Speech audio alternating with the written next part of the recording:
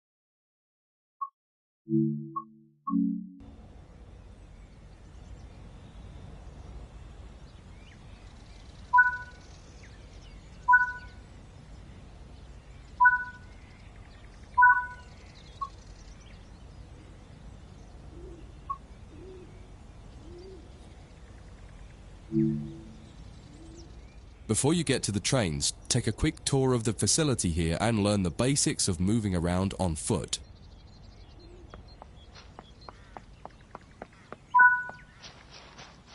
Your current objective is shown in the top left of the screen. You've just been awarded some action points. These are displayed in the top right corner of the screen and count towards your overall experience level for the game. This is one of the many route tasks you can discover. Keep an eye out for other tasks that will ask you to place, collect, or fix a variety of things. Head into the... Walk over to the waiting area on the right. You can pause at any point to review objectives and a lot of other information about what's happening at the moment. Try it now and then return to the game after you've had a look round.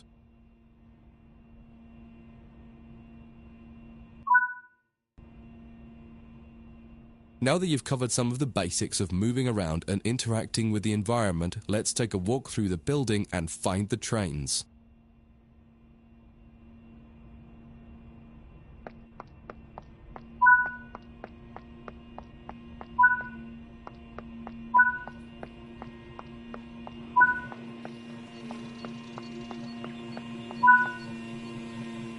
This is Central Square. From here you can explore the main training center depot and surrounding yards. Your journey operating trains is just getting started here at the training center. Remember, you can always come back here from the main menu to refresh your knowledge if you're unsure about anything.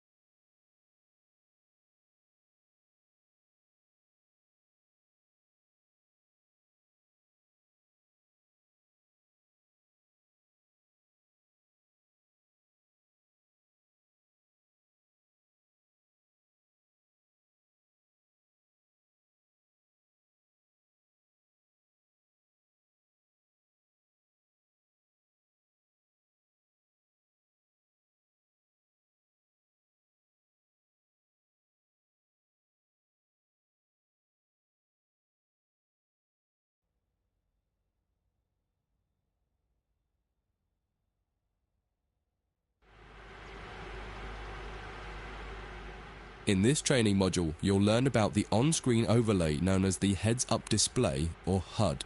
You'll see it when you're in control of a train. You can configure a range of parameters for the HUD that affect how it looks in the game settings. In this tutorial, you're going to take a look at the two main types of HUD and make a first choice of which one you prefer. Get started by climbing up.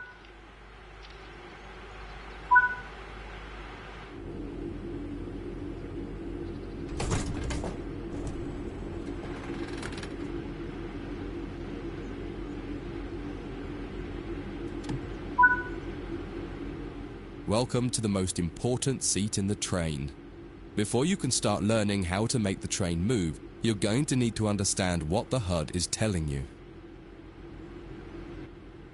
There are three types of HUD. The one you're seeing now is the normal HUD. You'll learn that first, and then take a look at the minimal HUD next. There is also a simple HUD, which is essentially a cut-down version of the normal HUD. The HUD is a guide to show you what the train is doing, how you're doing, and what your next objectives are.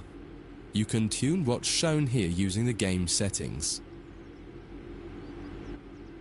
The main part of the normal HUD is the speed display in the bottom right. Your current speed is indicated by a white bar that will appear on the outside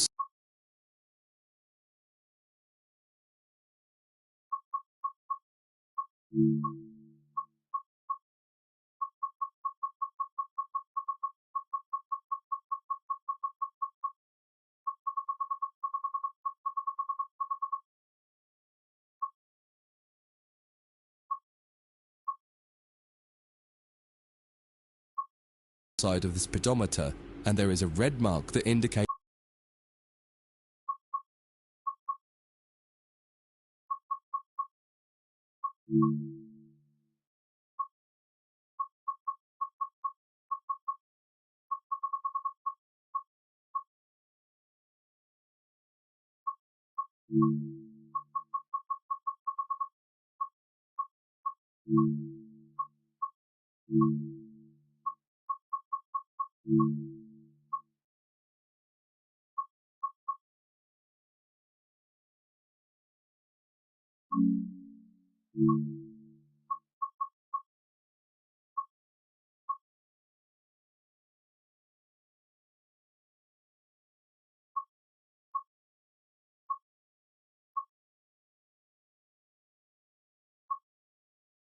the maximum permitted speed.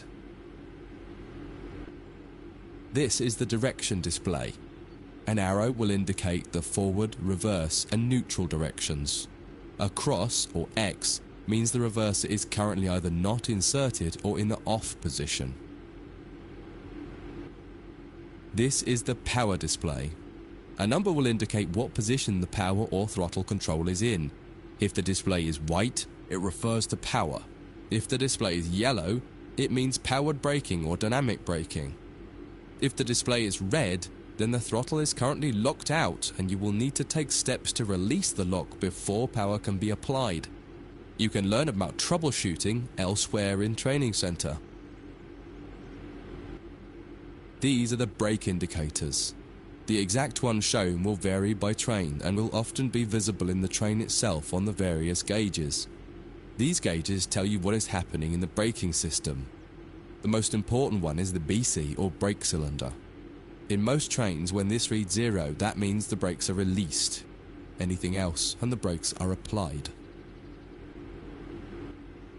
In the top right is the track monitor.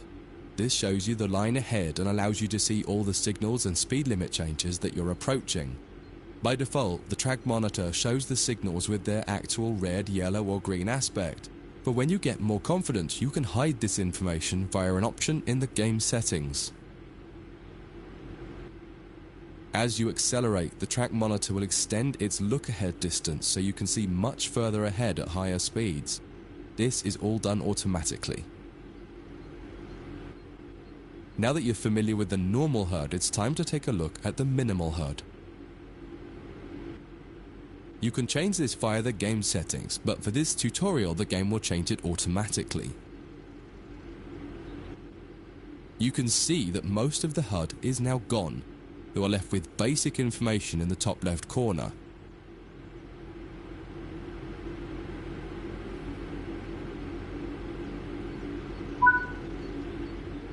The minimal HUD immerses you in the experience of driving the train.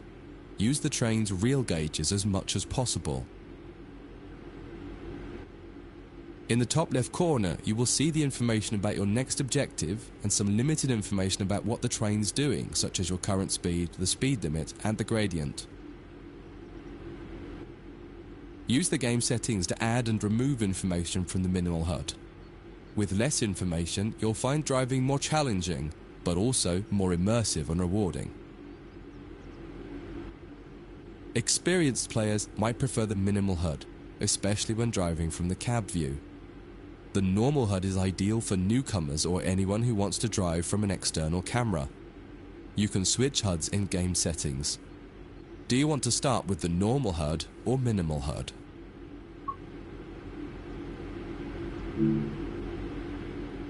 That concludes this module.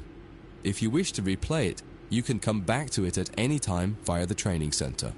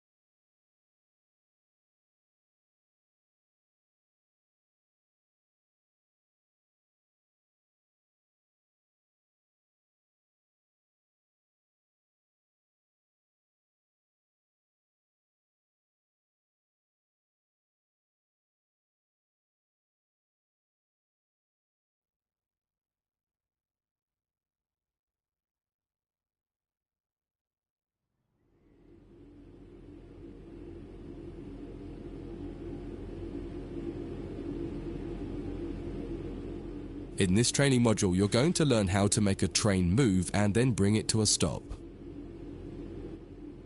For this exercise, you'll be using a British Class 323 electric multiple unit.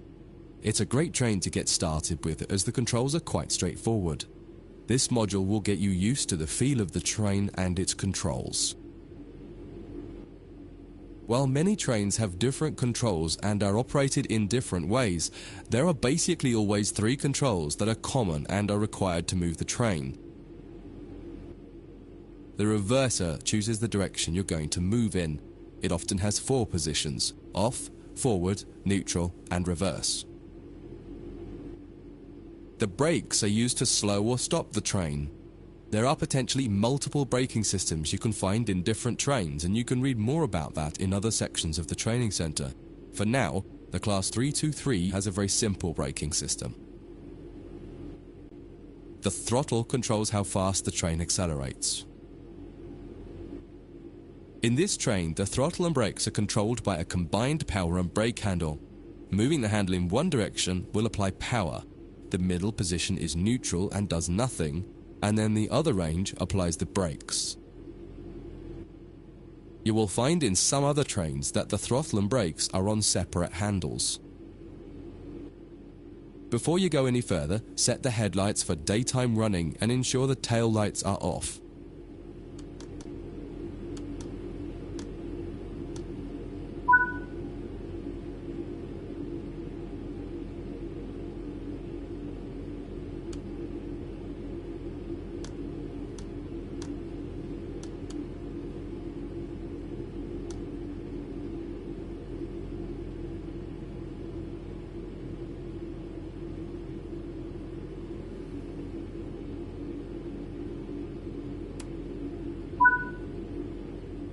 We want to move the train forwards, so set the reverser to the forwards position.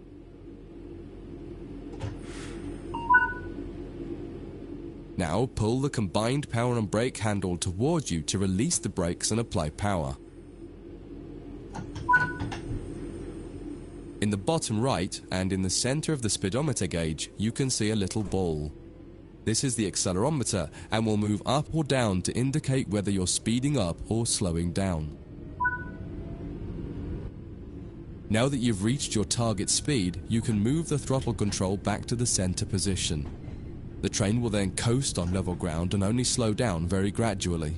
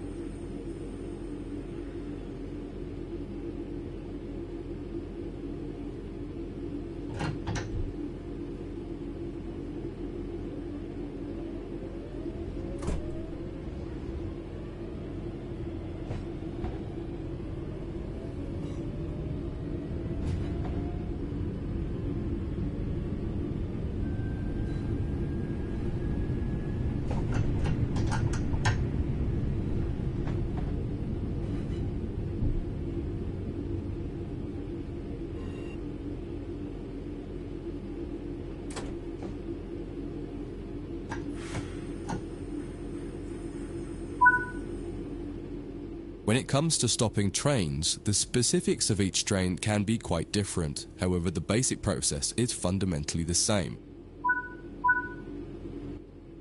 The amount of braking you will need to apply also varies depending on whether you're going uphill or downhill and how heavy your train is.